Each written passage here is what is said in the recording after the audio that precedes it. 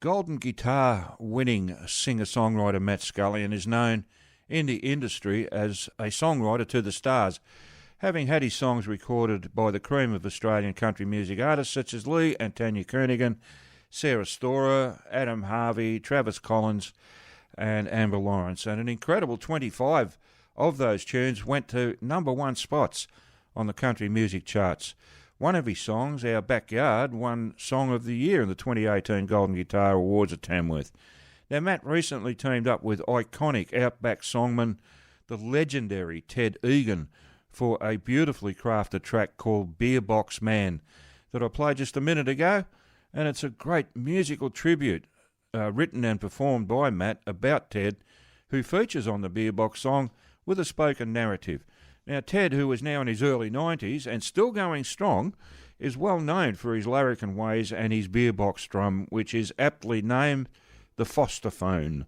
And he's released a remarkable 30 albums and counting, featuring heart-wrenching stories like The Drover's Boy to upbeat crowd favourites like The Man from Humpty Doo. But there is much more to this National Living Treasure recipient than just his music. He is a renowned author and was also the host of the hit TV series This Land Australia. In his younger days, he worked as a park ranger in Arnhem Land and a school teacher in the remote outback. He also started the St Mary's Football Club and was a protagonist who encouraged Indigenous players to join in the competition. Incredibly, he somehow found time to take on the job of administrator of the Northern Territory. So it's fair to say that Ted packed 3 lifetimes into his 91 years and deserves every accolade he's ever received. I've had the pleasure and privilege of interviewing Matt several times now, the last occasion being back in October of last year, so I'm truly delighted to have him standing by on the blower waiting to have a chat with me. So let's bring him on air without any further delay. G'day, Matt. How are you, mate? G'day, Harry, mate. That was a wonderful introduction, mate. Thank you. Oh, thank you very much. That's great praise coming from someone of your calibre. So, yeah, much appreciated.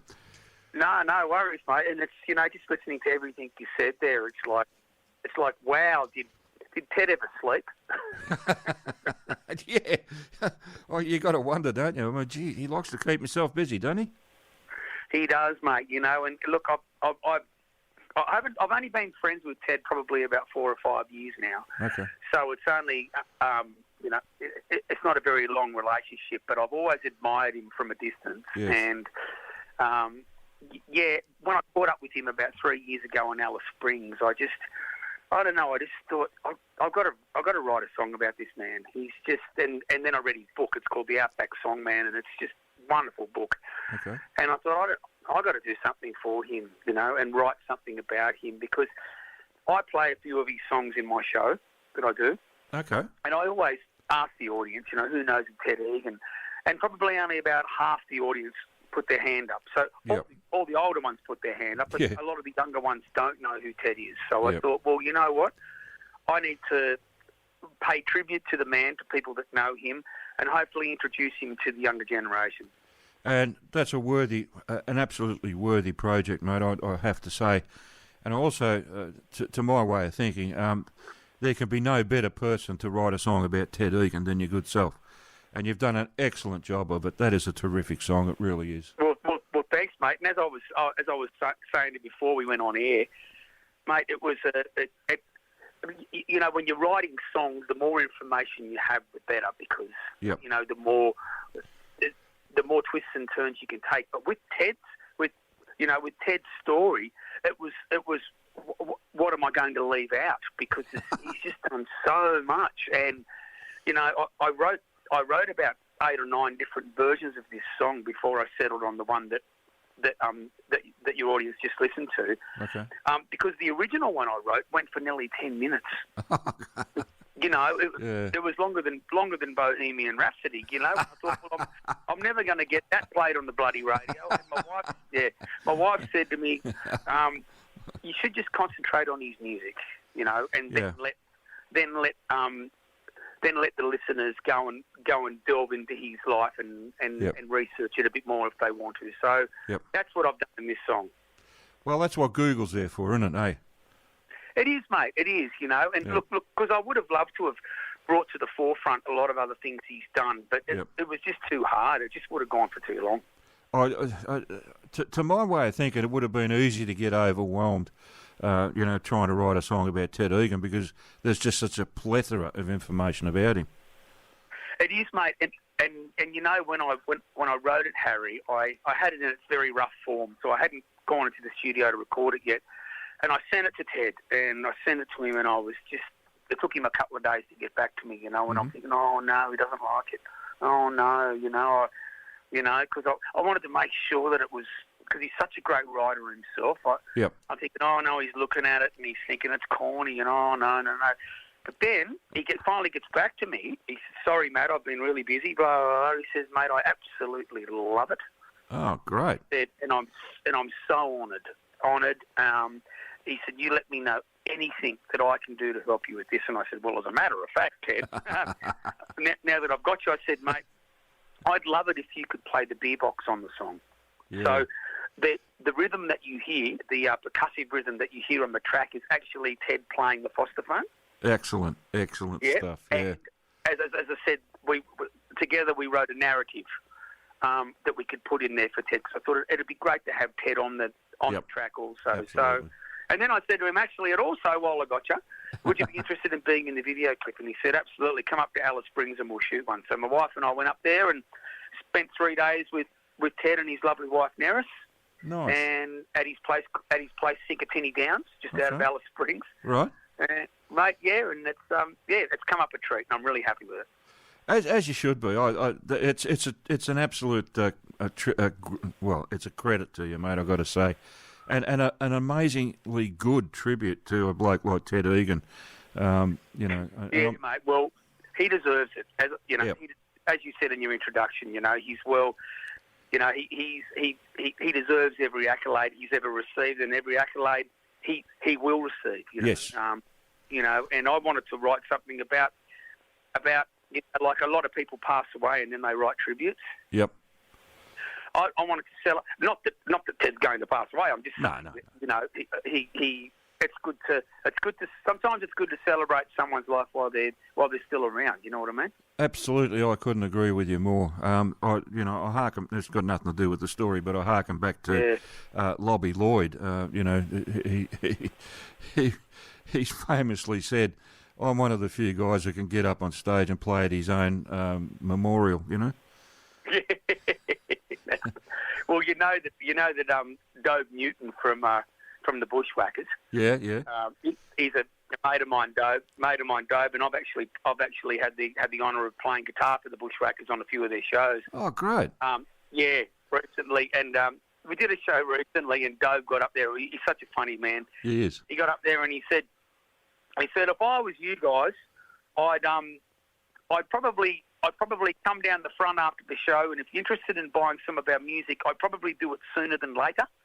Because if you want a signature, I'd be doing it soon because I don't know how long I'm going to be around for. And, of course, they all raced to the front and bought CDs. But, you never know, do you? Well, that's it.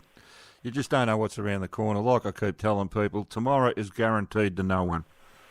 That's right, mate. That's right. Yeah. But, let's celebrate it and enjoy it while we're here, I reckon. Look, and look, you see some of these bands that have come back, and they're doing really well now. They've had a bit of a resurgence. Yep. The Bushwhackers being one of them. Yes.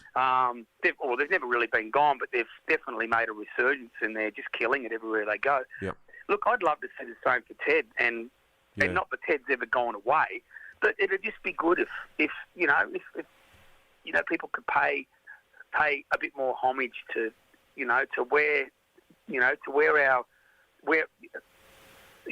where things come from. Yep. You know what I mean? I mean, Ted taught a lot of people in the business. Yes. And just by doing his wonderful shows and his wonderful songs and different things that he did, and he's but the other thing I love about him, Harry, is he's just he stands up for what he believes in, and he doesn't back down, mm-hmm. and he's really helped bring a voice to the Indigenous people of the Northern Territory, the Outback. It's something that he really believes in, and he's written wonderful songs about it, and I love that he's just he's a man of morals. Well, that's. I mean, I don't know him, so but that's nice to know because. All too often, people in the music industry, they leave a lot to be desired, when it comes to morality and things like that. But and being, a good influence. Yeah. And you could say the same about footy players, I suppose. I mean, they used to be, icons that kids could look up to, and that they set the standard for people to live by. But those days are pretty much gone now, I think. Yeah, I hear you, mate. Ted's definitely one of those fellas that you could, you could definitely, if you lived, quarter of a life like he lived, you'd be very proud. Oh yeah, absolutely. Without a doubt, and I think it's fair to say that Ted is a bit of an unsung hero in that regard. And people, like you say, they don't really understand the origin of a lot of stuff that. Can be put at Ted's feet. Yes. If you know what I mean. Like he... Mate, I certainly do. And look, this isn't me having a whinge, but it's just an opinion. You listen to a lot of music these days, and especially a lot of country music, and you really have to search. You really have to look hard. I'm not talking about the ones that have been before. I'm talking about the new music coming out. Yep. You've really got to look for anything that's Australian and Australian lyrically influenced. It's out there, but there's just a lot of other influences from a lot of other countries. Which fair enough. If that's what people want to do, good on them. Hats off to them.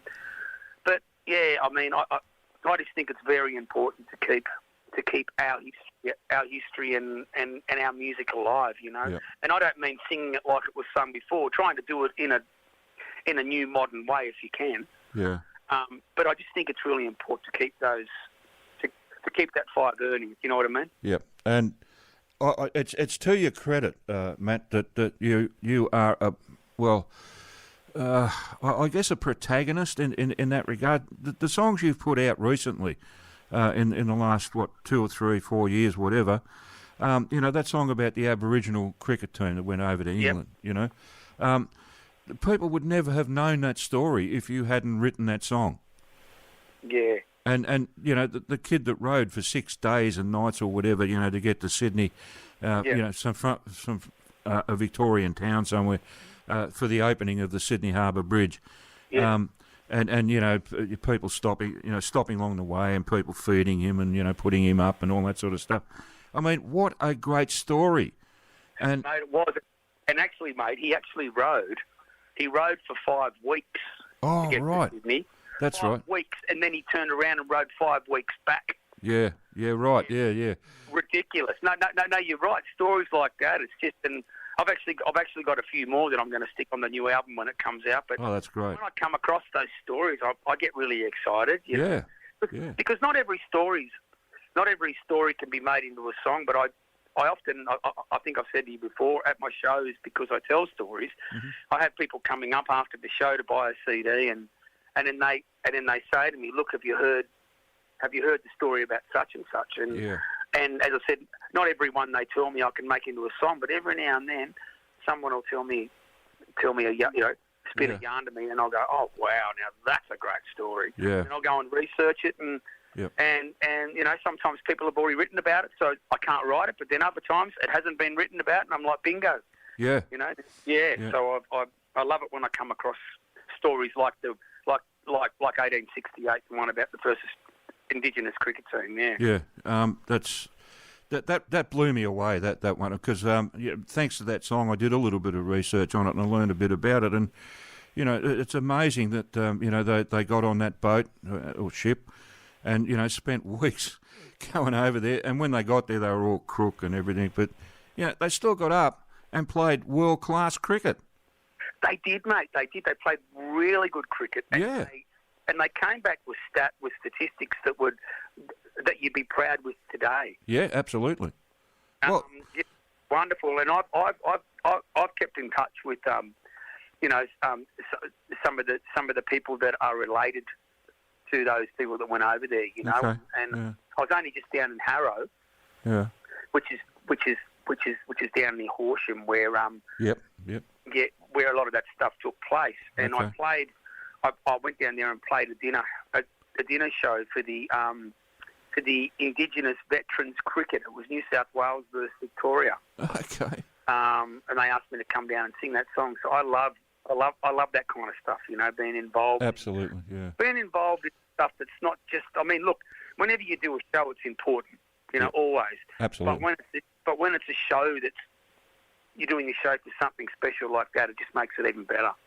I agree. It gives it more meaning, I guess. Yeah, mate, it does. So. Yeah. Yeah, mate. Bring on the Australian stories, I reckon.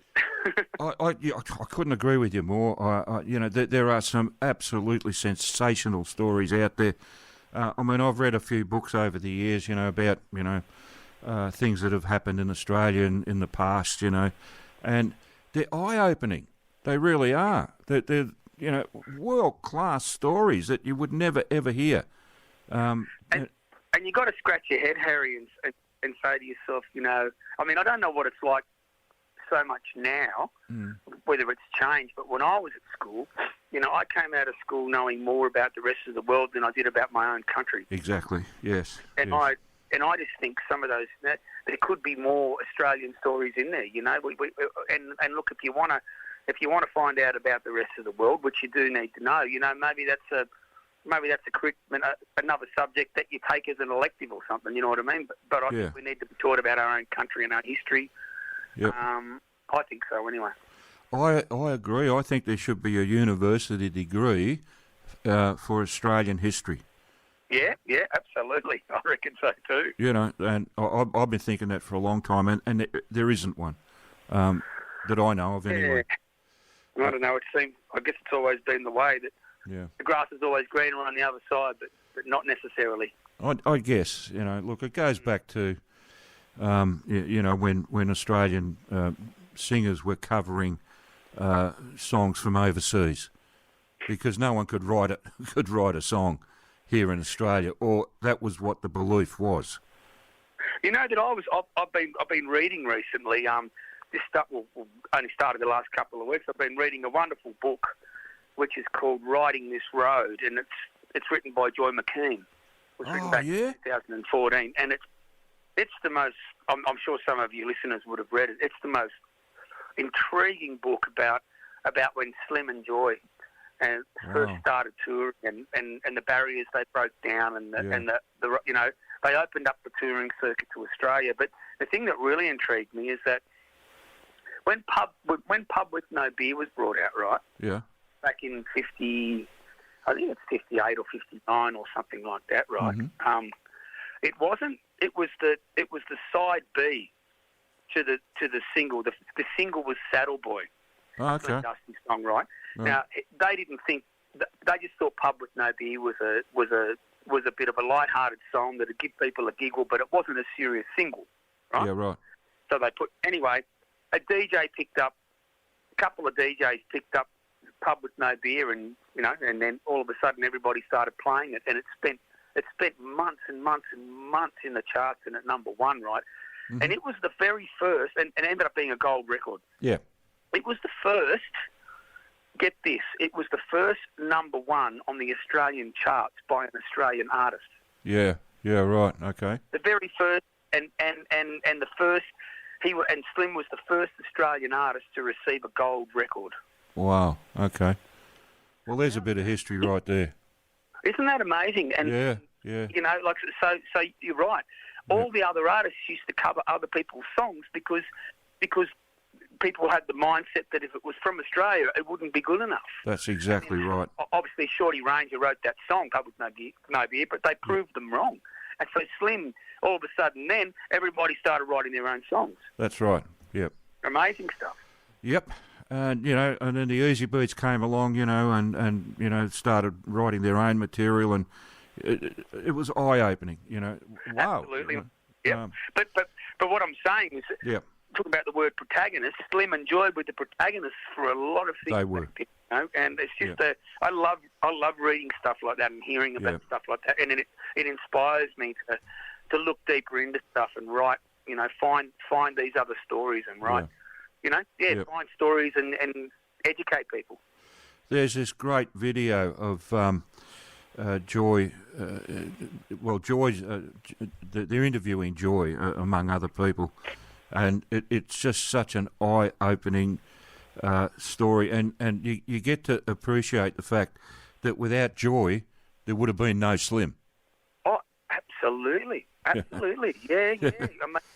I mean, look, he was she says in her book, you know, it was definitely a partnership, you know, and you know, he brought the best out in her, and vice versa. Yeah, absolutely. It was such a symbiotic relationship and such a good one, you know. They because Slim had the drive. Yeah, he had the drive to want to go on the road all the time. Yeah, and he was the one that kept the wheels rolling in a sense, because his drive and passion to keep going. And then Joy had other things that she brought to the relationship with her songwriting and great business mind and different things like that, you know. And it was a wonderful relationship.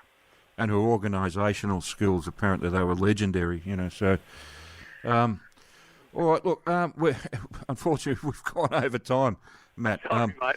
So, look, I'd love to keep talking with you. I really do, as I always do when I have you on the phone.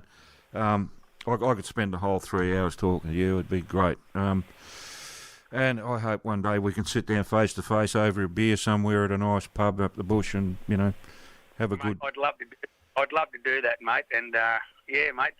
But just for your listeners out there, if they want to know a bit more about me or see what I'm up to, MattScullionMusic.com. That's the easiest way to find me. I've got all my info on there. Excellent. All right, thanks for that. I was going to ask you, but that's all right, mate. That's all right. No, it's good you put it in there because it's important for people to know. Because yes, go and check out Matt on the web.